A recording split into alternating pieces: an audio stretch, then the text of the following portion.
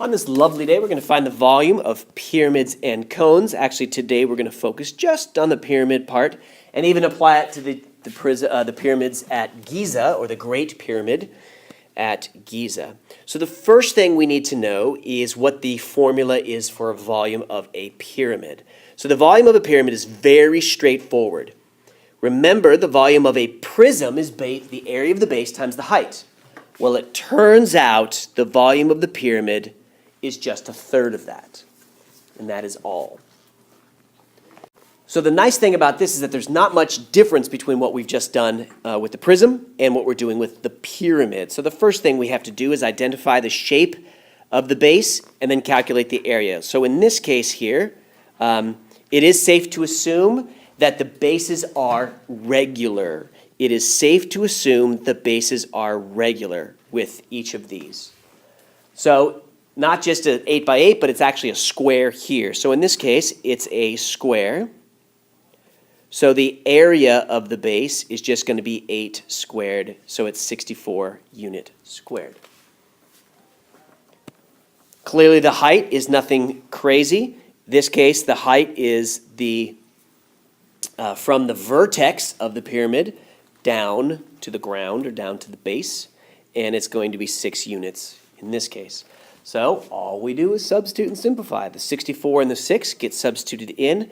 So wise for us to write down the formula when we use it. Volume is 1/3 BH, 1/3 of 64 times 6. And notice we can reduce, the 3 and the 6 can reduce, so we end up with 128 cubic units.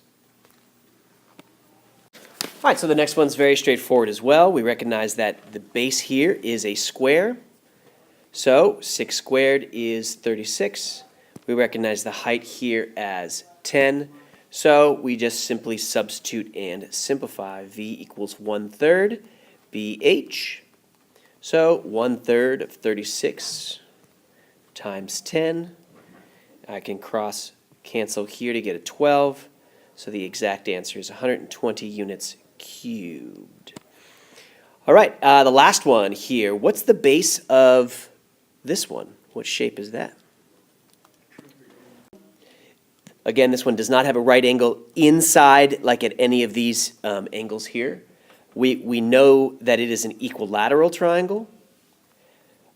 So since I'm going to have an equilateral triangle, I'm going to use 1/2 AP in this case. Why am I using that one? Because they told me what the apothem was. So again, 1/2 times my apothem, 4.3, and my perimeter is 15 times 3. And should be a 45 there. And so we get approximately 9675 square units. We identified my height as 11, so that's straightforward. And now we just plug and play. So all of these are the same ideas, except my bases are going to be calculated in a different manner. 1/3 base times height. So I'm going to go approximate now to be 1/3 of 9675 times the height 11 to get approximately 354.75 units cubed. And since the original units are inches, I'll change that to inches cubed. So the pyramid, the Great Pyramid in Giza, which by the way is not the middle pyramid when you look at pictures, this has been, or had been, the tallest structure in the whole world for somewhere about 3,800 years. It was the tallest structure. So it wasn't until modern day buildings that we actually got taller. It was originally 481 feet tall. and a regular base with side measuring about 756 each side. So the material used, limestone, weighs about 150 pounds per cubic foot. So calculate the approximate weight of the pyramid. Holy glockenspiel.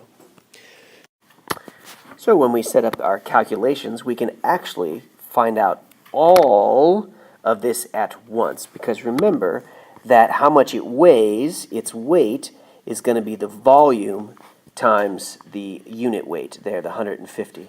So all we have to do is say 1/3 times 756 squared, because that's the area of the base, times the height, 481, and times 150. And when we do that, we're going to end up with a very large number, which is 13,745,440,800 pounds. Massive amount, and over the many years it took to build it, that's how much they carried around.